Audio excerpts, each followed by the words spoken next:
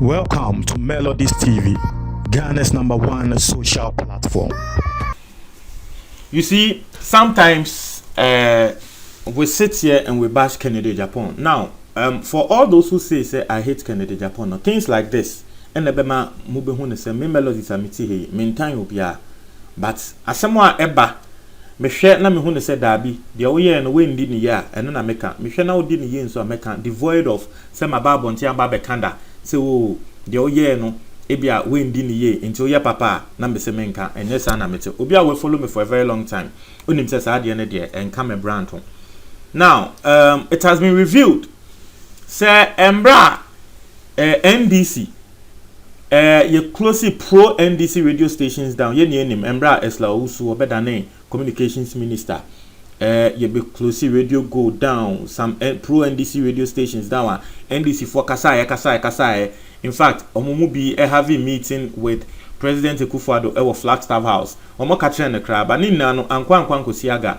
It has been revealed say Kennedy Japan ejine mu tintiman say NDC for radio stations now ye close no ma ye close. It has been revealed say Kennedy Japan one person wo kuma NDC for no say dabi ade a ye de ye NDC no enye. And you see there's a reason to that, and that's why I'm saying say in this particular thing no, that is what has been revealed now.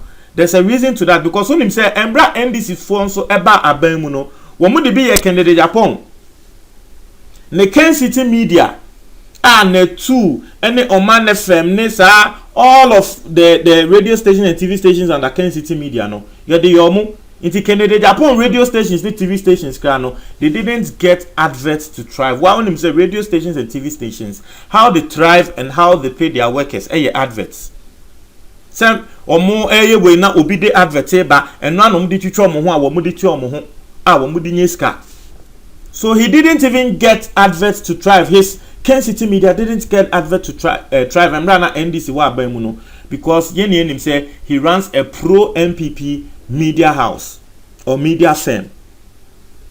But osedi ni na chi no ye de ya no eye ne ya nti ohun say ye de ya NDC fo nso a ade no enkonkotwa eto nkonkotwa because naturally say eba we be na Ken Japan no tini baby o or dream ne ho, and that's why he spoke for NDC radio gold but ni nechi wo kan ye ni nechi ankwankosiaga because you see that time in so Kennedy Japan was sitting as I think he was the chairman of the communications committee at Parliament.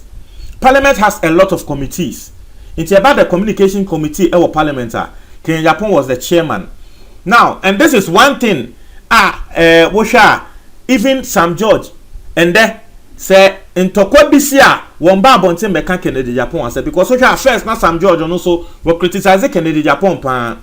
Sam George is also a member of the committee, the communications committee. Sam George say, "Yeah, then you got to sa communications committee ne so." Na Kennedy Japan chairman no. Na one know Sam George. Ne thought about Kennedy Japan exercise. So from that, Kennedy Japan be na down for pan.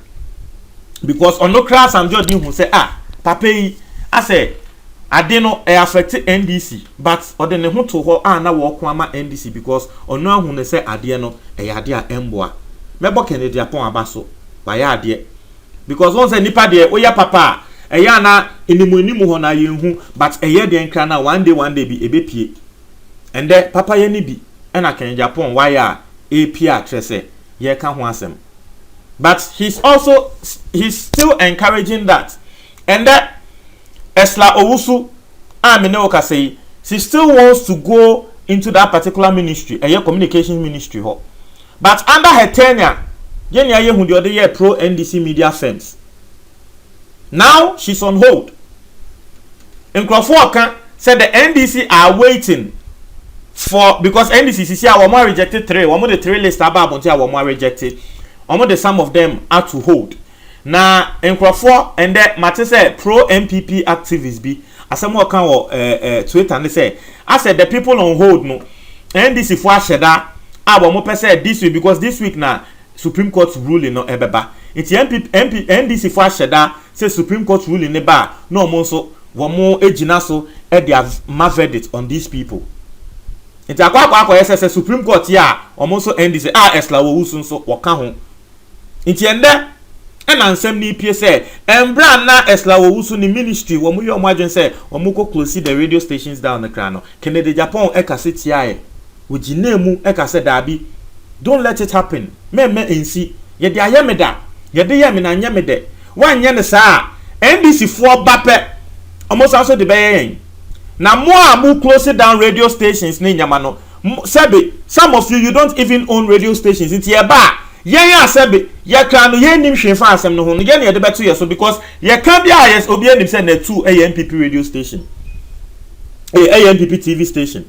Ye can be obi anim say Woman FM AMPP TV station. Ti obape wo hu ni say oh Eslo Wusu ne time no de ye yen onu de obe hu ni say MPP na de ye yen nti yen so MPP for yen fa nye omo na akwa affect wo no Kennedy Japan na ejuma ti o ka se tre wo mo say wo mo nja sa ade no but wo mo mfi Emma Kennedy Japan kra no he had a meeting with Ato Ahoy e wo restaurant na Ato Ahoy kra ka kire ne say oh Kennedy Japan meni age na meni so se wo kun amayen wo kun se radio gold ye de beba biom no no Kennedy Japan no kra catch Ato Ahoy say you know I've suffered from this victimization and I will not wish this on anybody. Ama was also catch Ato Ahoy say won no Kennedy Japan no nim and it is a fact. Was he on him say MPP will not be in power forever and he will not want the same thing to be done to him when NDC comes to power. And no one see and a war kwama NDC no in this particular matter. But Sisiano, Kennedy Japan is not the chairman of the communications committee anymore, and therefore there's little he can actually do. And Branda was chairman krano, wakasaya, but I'm saying Fino. Sisia won your chairman no. What can he do? There's little he can actually do. It's the other no. So if we are talking, yes, me there, my can same way and interest sebe Kennedy Japan san so kan same be fan krofo ho e den sem ko tutu krofo ho a me mba bontin me bonichi dabi my can same way waye papa meka me hwe na se de o ye nso entwa ye a me ba bontin na ma ba beka nti yembo na ba so say at least with the politics at to side ehun ne say dabi de na e koso no enye but ni nechi na didn't happen. It didn't happen. A lot of people are commenting on this particular matter. You read some comments from Ghanaians. Let's see. Hopefully, people don't take this on the political side because Kennedy Japan himself has shown, say, in this particular matter, when dealing with politics. And I keep telling you this. Ghana politicians, they know. In Sembi Wahwa, you don't have to be political about it. In Sembi Wahwa, you need to come all out and talk. You don't have to be political about it. Nanka ekame kwa nanka ensem ni na ebeboa Ghana nanka enya ndisa and NDC fo ni age say some people like Ojo Upon Nkrumah and what some people like them are being rejected. NDC fo ni na eni age MPP fo wo mu ni nje omoko court nso a na MPP fo ni na age na NDC fo nso kasaba. You see, the whole thing is mama yendi ne krema ye ho yendi ne kre. Let's try to put politics aside. And then Ndra me kokan ya wo bi beka say me MPP for akwa miska no. Me say me share vetting ne de Ojo Upon Nkrumah, he did well for me. So for me, I saw say NDC for rejecting no. It is not right. That's what I said yesterday. But still Ngrofu bebo mechi. And I'm not even bothered. So I feel say Kennedy Japan actually has that trait. I told the bi ansem bi wo ho a wo yi politics to nchen. Eto de bi nso ansem bi wo ho a especially say okasa about Ebia John Dramani Mahama na nsen kra em say audio bi ameti ya trend me na man say mekasa afa ho na nsen wo ba bontin be apologize to Mahama. I don't know whether it's an old audio bi em say after the election no na obeka so nsem a wo keka fa Mahama hu nia during the election time no wa apologize na ni na wonim say election e ba nti eni aye hu nsem a Kennedy Japan kan e fa Mahama ho.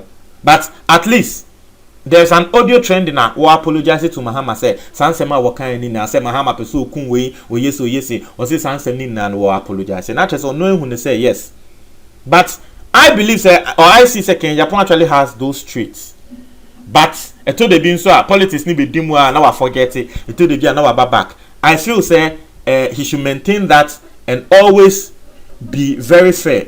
Again is yanka sakra ye the platform no ebedi nechi. What you say? Into the other one no. Montreal comment box mo tie for medase.